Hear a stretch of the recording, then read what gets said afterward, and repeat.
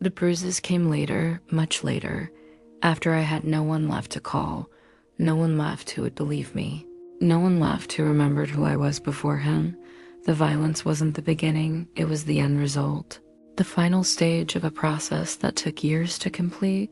What came first was so subtle I didn't notice it happening until it was already done. He didn't hit first. He isolated first, and by the time I realized I was alone, completely and utterly alone, it was already too late to leave safely. By the time his hands became fists, by the time the first bruise appeared on my arm, I had no phone numbers memorized anymore. No friends who still checked in regularly. No family members who felt close enough to confide in about something this serious. No coworkers who knew enough about my personal situation to notice something was wrong. No neighbors who would recognize the sound of me screaming through the walls. He had built a perfect soundproof room around me. Invisible walls that no one could see but that were absolutely real. And only then, only when the room was completely sealed, only when every exit was blocked, did the hitting start. It happened at my sister's wedding. I was standing alone at the reception, champagne glass in hand, watching everyone dance and laugh and celebrate. And I realized with sudden devastating clarity that I couldn't remember the last time I had a real conversation with anyone in that room. My own family, people I'd grown up with, people who'd known me my entire life, had become strangers. That's when I understood. The isolation wasn't accidental, wasn't a side effect of being in a relationship. It was architectural, it was deliberate. It was the foundation he needed to build before he could construct everything else on top of it. My name is Jennifer. I'm 29 years old, and it took me 3 years to understand that abusers don't start with violence. They start with separation. They don't hit you when you have witnesses, when you have people checking on you, when you have somewhere to go. They hit you when you have no one left to tell, when you have nowhere left to run, when you're so isolated that abuse becomes the only relationship you have. This isn't about the violence itself. Everyone already knows hitting is abuse. Everyone can recognize a black eye. Everyone understands broken bones. This is about what comes before that. The systematic removal of every single person who might help you leave. The careful construction of total dependence. The gradual elimination of every exit route you might use.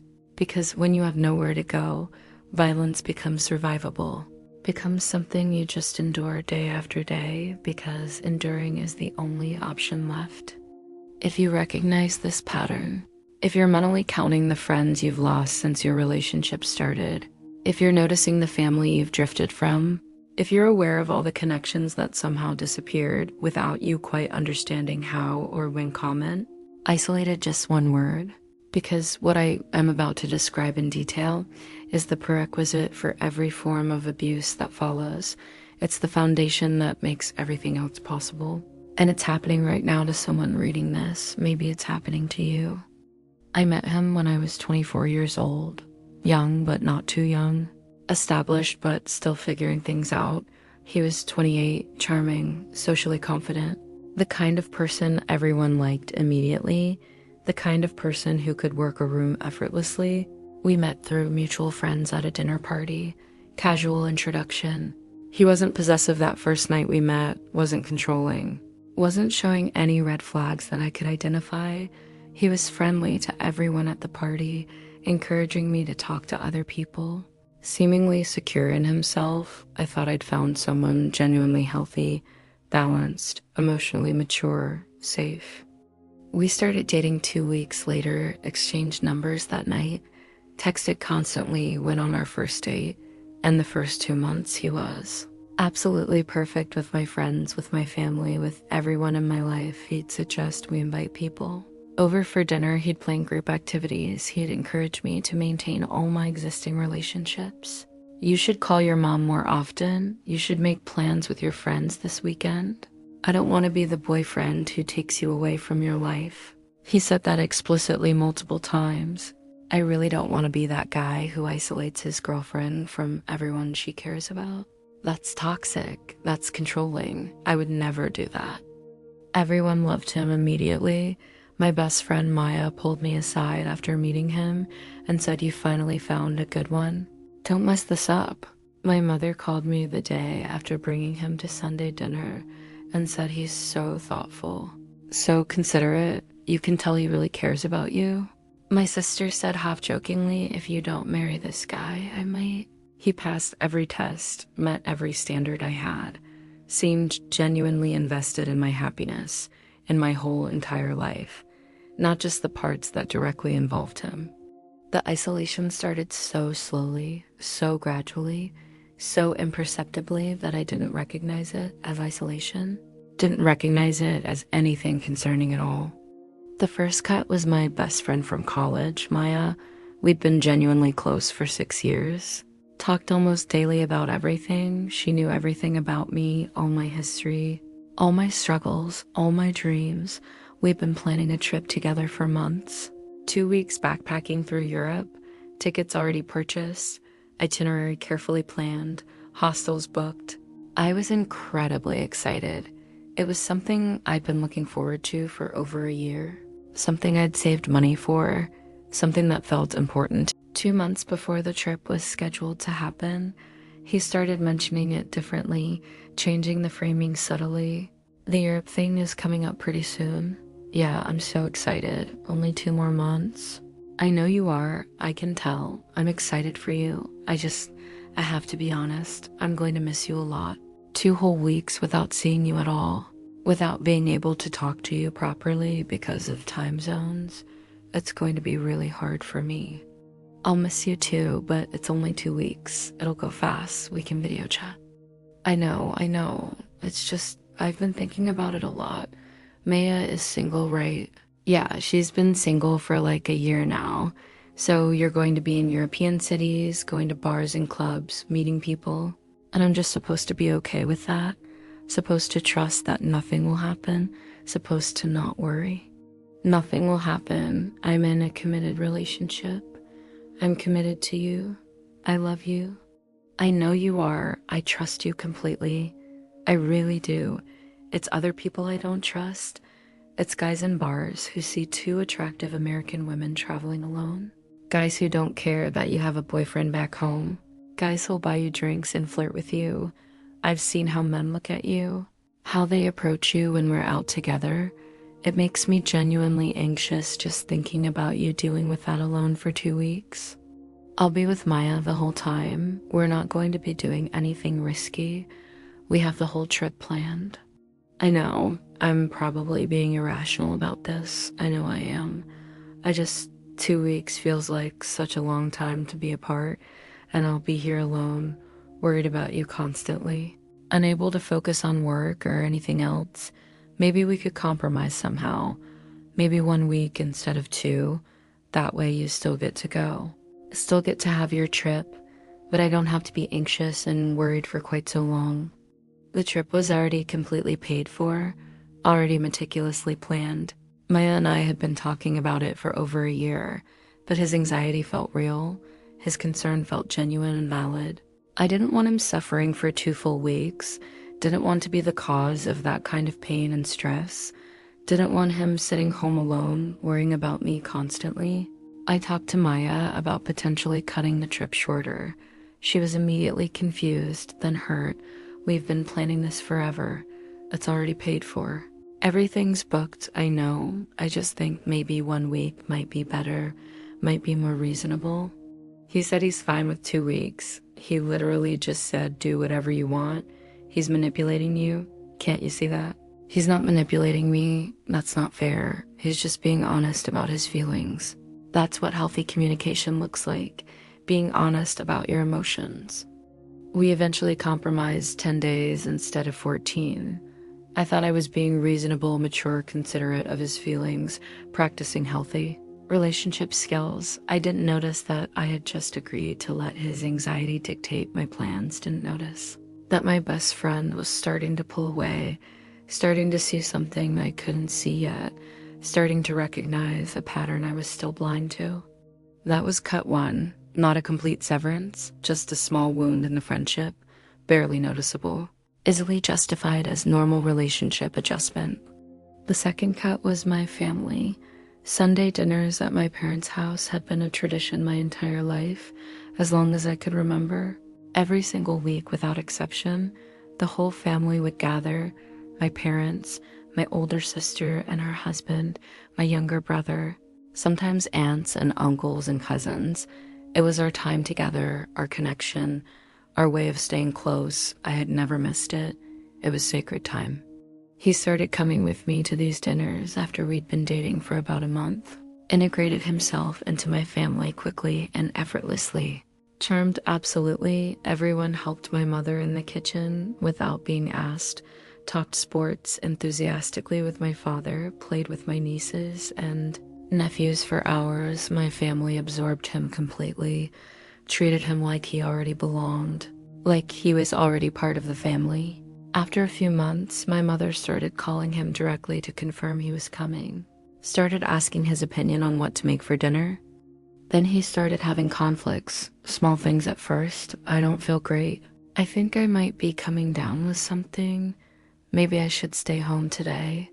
I don't want to get your whole family sick. You go ahead without me, have a good time. This happened once, seemed totally reasonable.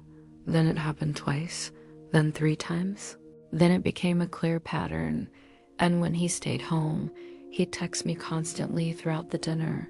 How's it going? What are you guys doing? Who else is there? Just checking in. Miss you already. Eventually, after this had been happening for a few months, he said something that reframed everything. I feel bad that you keep going to these dinners without me. Like you're choosing them over spending time with me. Like you're choosing your family over our relationship. You're not choosing them over you. That's not what's happening. It's just dinner with my family. It's tradition. I know, but it feels like we never have Sunday evenings together anymore. It's always your family, always their schedule, their plans. What about us? What about our time together? When do we get to have our own traditions, our own special time? We could do something Saturday night instead. Make that our special time together. It's not the same though. Sunday is the only day I actually fully relax. The only day I don't think about work, and you're always gone, always at your family's house. Maybe you could skip every other week. That way you still see your family regularly, but we get some Sundays together, just the 2 of us. It sounded completely reasonable when he said it like that. Sounded like healthy compromise, like relationship balance. I started skipping every other week, then somehow it became every 3rd week. Then I was only going once a month. My mother stopped calling to confirm I was coming, stopped planning around my attendance. My sister stopped expecting me to be there, stopped saving me a seat. My family gradually adjusted to my absence, learned not to count on me, learned not to expect my presence. And in that space, in that growing gap I'd created, I lost something I didn't fully understand I was losing until it was already gone. I lost the casual intimacy, the unplanned conversations, the organic moments, the sense of belonging. I became a visitor in my own family, an outsider looking in. That was cut 2, deeper than the first cut, more damaging, more permanent, but still completely justifiable in my mind, still explainable as normal relationship adjustment, as growing up, as building my own life separate from my family of origin. Part 4 of this series is pinned in the comments below. It covers the final stage, what happens when isolation is completely achieved. When you have nowhere left to turn and no one left to call, that's when the violence starts. That's when you understand why the isolation was necessary.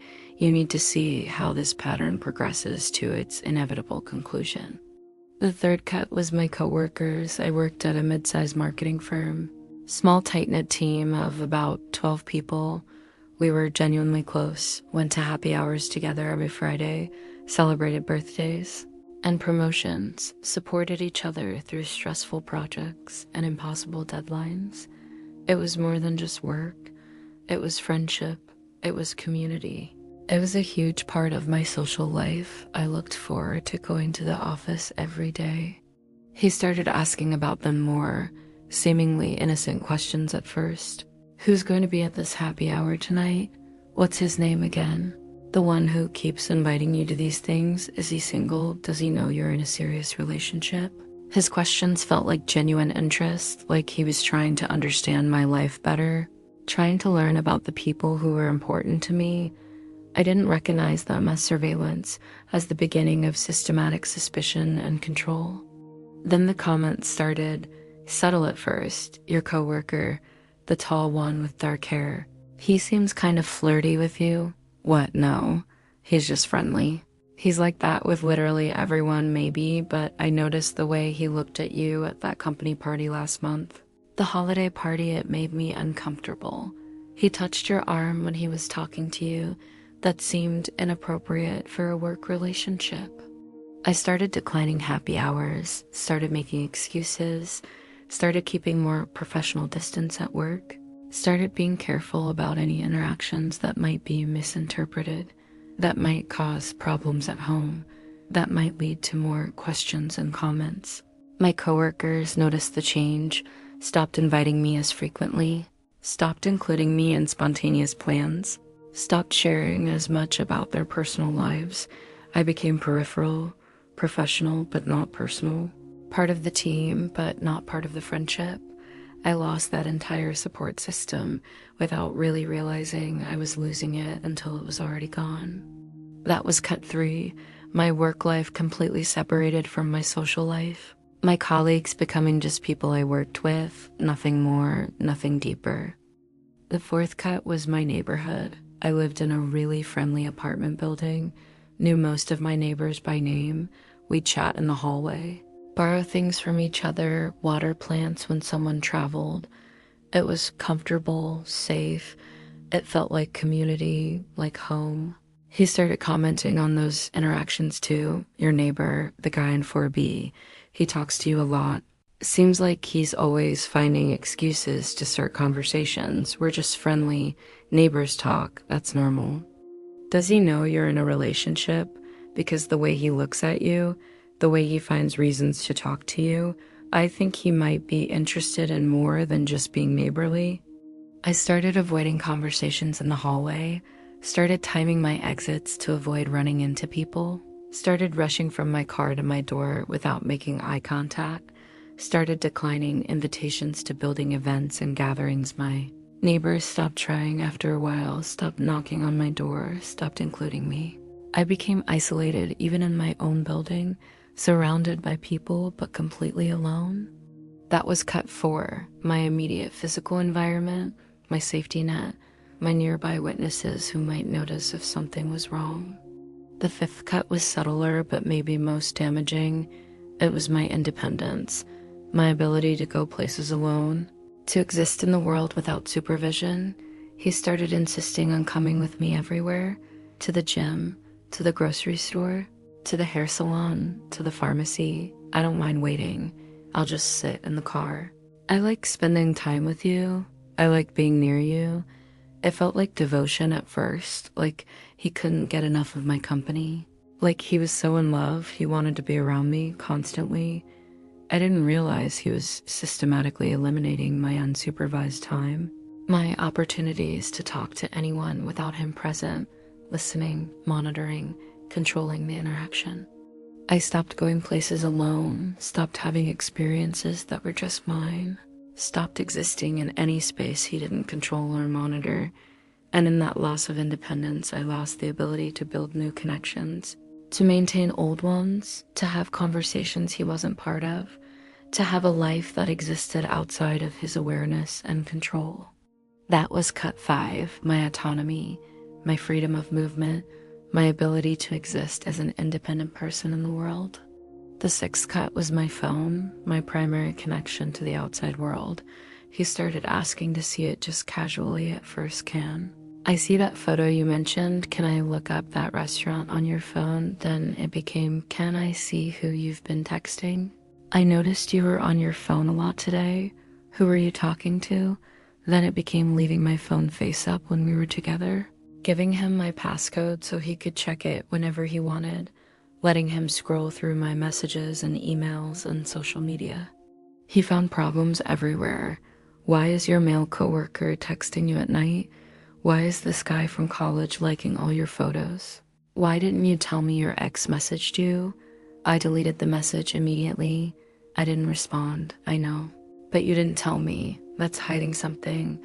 That's dishonest. I need to be able to trust you. I started deleting messages preemptively, unfriending people on social media, limiting who could contact me. My phone became a source of stress instead of connection. I used it less and less. Let relationships fade because maintaining them created conflict, created questions, created problems. That was cut 6, my digital connection to the world, my ability to communicate privately with anyone. The 7th cut was my money, my financial independence. He suggested we get a joint account. It makes sense.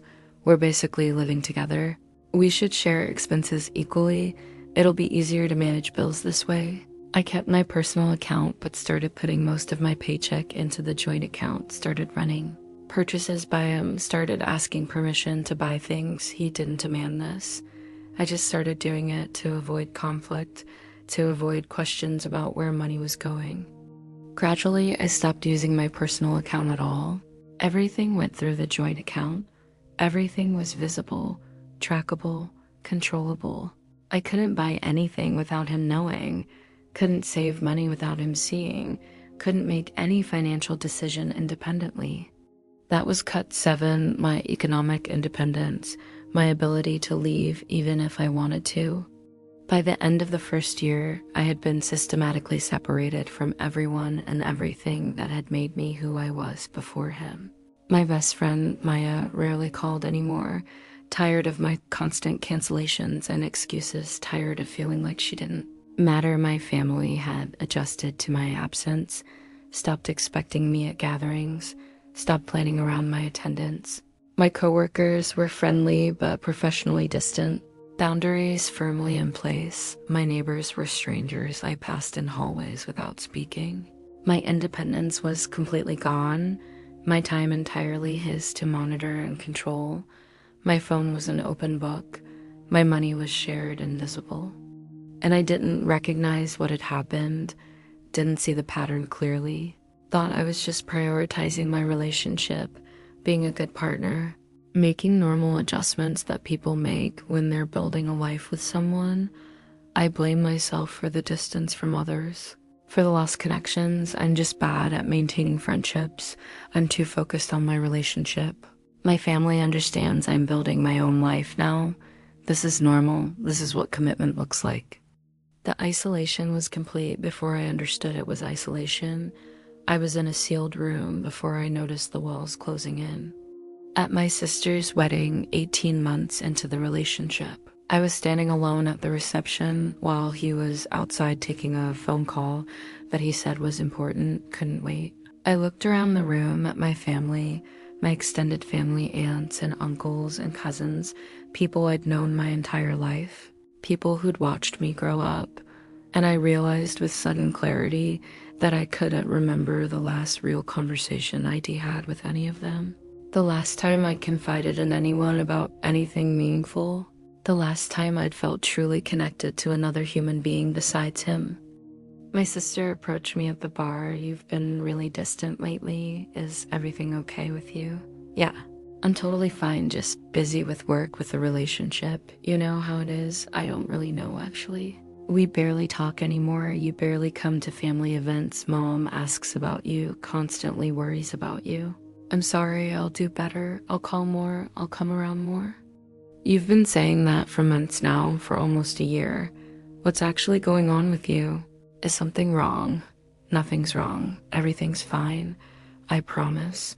I'm just adjusting to being in a serious relationship. That's all."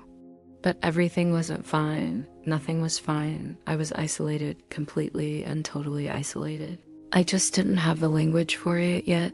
Didn't have the framework to understand what had been systematically and deliberately done to me over 18 months. The hitting started exactly 3 months after my sister's wedding.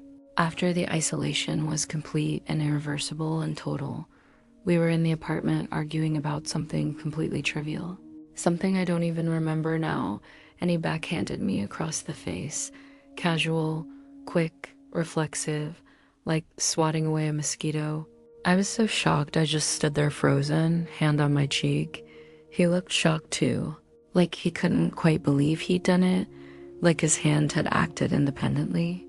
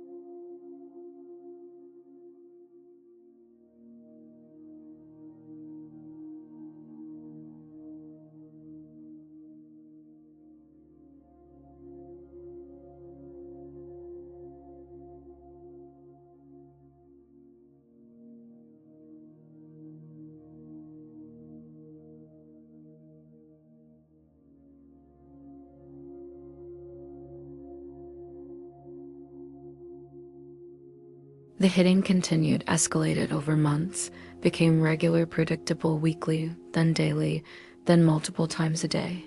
But I couldn't leave because I had nowhere to go. I couldn't tell anyone because I had no one close enough to tell no one who knew me well enough anymore. To notice the changes, the isolation had been so thorough, so complete, so carefully and methodically constructed over 18 months, that by the time the violence started, I was completely trapped. That's the entire purpose of isolation and abusive relationships. Not just to control you in the present moment, but to prevent your escape in the future. To ensure that when the violence inevitably comes, when the mask inevitably drops, when the abuse becomes undeniable, you have no resources, no support system, no options, no exit routes. You're entirely dependent on the person who's hurting you. The isolation has distinct stages, clear phases that build on each other, creating layers of separation that become progressively harder to reverse as time goes on. Stage 1 is friendly isolation, the honeymoon phase version. He doesn't forbid you from seeing anyone, doesn't make explicit demands, doesn't show obvious control. He just makes it slightly difficult, slightly uncomfortable, slightly guilt-inducing to maintain your existing relationships. You still have your relationships technically, but they require more effort, more justification, more emotional labor. Slowly over time, you start choosing the path of least resistance. Choosing to stay home, choosing to avoid the questions and the guilt and the conflict. Stage 2 is concerned isolation. He begins expressing worry about your relationships, about the people in your life, plants seeds of doubt about their intentions, their character, their influence on you, makes you question whether these people really care about you, really have your best interests at heart, really want what's best for your relationship. You start pulling away from people he's expressed concerns about, start seeing them through his increasingly critical filter, start believing his version of who they are rather than your own experience. Stage 3 is competitive isolation. He explicitly frames every relationship as competition, as choosing between him and them. Makes you feel like maintaining other connections is actively hurting him, betraying him, prioritizing others over him and the relationship. You start sacrificing relationships systematically to prove your loyalty, to demonstrate your commitment, to ease his manufactured insecurity. Stage 4 is complete isolation. By this point, you lost so many connections over months or years that the remaining ones feel tenuous, fragile, barely maintained, and it becomes easier emotionally to let them go entirely than to try to rebuild them from such a weakened state. You accept your isolation, rationalize it, tell yourself you're just focused on your relationship, just prioritizing what really matters. Stage 5 is enforced isolation. Once the isolation is complete and total, he begins actively preventing any contact with the outside world. monitoring your phone constantly, controlling all your communication, limiting your physical movements, tracking your location. By this point, you're so thoroughly separated from everyone that this act of enforcement almost feels unnecessary. You have no one to contact anyway, but it ensures you can't rebuild, can't reach out, can't create new connections, can't escape. I experienced all 5 stages methodically over the course of 2 years, didn't recognize any single stage as abuse until the physical hitting started, and by then it was already too late. The isolation was irreversible, the damage was done. I was completely alone with someone who was hurting me, and I had absolutely no way out that I could see. The process of escaping isolation is fundamentally different from escaping violence. Violence has tangible evidence, visible proof, bruises that can be photographed, medical records that can be subpoenaed, police reports that create documentation. Isolation has nothing. No proof, no documentation, no visible signs that anyone can point to. How do you prove that someone systematically separated you from everyone? You knew. How do you explain that you technically chose it, participated in it, facilitated it? How do you make people understand you were manipulated and controlled, not just weak and antisocial? I started trying to reconnect after I finally left, started reaching out to people I'd lost over 2 years. My best friend Maya didn't answer my calls for weeks. My family was polite but noticeably distant. My coworkers had moved on, filled the space I'd left with other friendships. My neighbors didn't remember me at all. I had become invisible, forgettable. I had disappeared so thoroughly from so many lives that coming back felt nearly impossible. But I kept trying persistently, sent emails, left voicemails, showed up at family events even when I wasn't explicitly invited, sat through incredibly awkward conversations where I tried to explain where I'd been, what had happened, why I'd disappeared so completely. Most people didn't understand, couldn't understand the manipulation, thought I was being dramatic, making excuses for my own choices, blamed me for the distance. My best friend Maya eventually answered after I'd been trying for 2 months. We met for coffee, neutral territory. I tried to explain everything. He isolated me systematically. I didn't see it happening until it was done. I'm so sorry for disappearing from your life. She was understandably hurt, angry. You chose him over me over and over and over. You canceled on me literally dozens of times. You stopped returning my calls and texts. How is that him isolating you? That was you making choices. I know how it looks from the outside, that he was controlling those choices, manipulating me into making them, making me feel guilty for choosing anyone else. That sounds like you're not taking responsibility for your own actions, like you're blaming him for decisions you made. That's the insidious thing about isolation, the truly diabolical aspect. It looks exactly like your choice from the outside, looks like your fault, looks like you independently decided to prioritize a romantic relationship over friendships, over family, over your own independence. There's no evidence of coercion that anyone can see. No proof of manipulation that you can show, just a pattern of choices that were technically yours, but not really yours in any meaningful sense. I started seeing a therapist who specialized in domestic violence and coercive control. She had specific clinical terms for what I'd experienced: coercive isolation, systematic separation, social control. It wasn't my fault, wasn't my choice in any real sense. I've been deliberately manipulated into destroying my own support system, into creating my own prison, into building my own cage. That validation helped enormously, gave me language for what had happened, gave me permission to stop blaming myself entirely for everything. I started rebuilding very slowly, one fragile connection at a time. Coffee with my sister, where I told her absolutely everything without holding back. Dinner with my parents, where I apologized for disappearing, while also explaining what had happened to me. Long email to Maya, where I took responsibility for my part, while also explaining his systematic manipulation. Not everyone came back into my life. Some relationships were too damaged, too broken. Some people couldn't forgive my absence, couldn't understand the manipulation even when explained, but some did. Some people gave me another genuine chance, believed my explanation, helped me rebuild what had been destroyed. It's been 2 years since I left that relationship. 2 years since the last time he hit me. 2 years since I escaped the isolation and started rebuilding.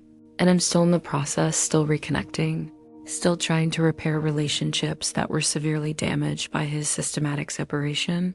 Some will never be the same as they were. Some are lost forever. That's part of the permanent cost. Part of the lasting damage that can't be completely undone, no matter how hard I try. Here's what I desperately wish someone had told me at 24 when I first met him, when he seemed so secure, so supportive of my relationships, so well integrated into my entire life. Isolation doesn't look like isolation at the beginning. It looks like love, like devotion, like a partner who wants to spend time with you, who misses you when you're not around, who worries about you when you're out, who wants to be close to you. Isolation starts with small, reasonable sounding requests, small compromises, small adjustments that seem like completely normal relationship negotiation. It starts with cutting a trip short by a few days, skipping a family dinner occasionally, declining a happy hour here and there.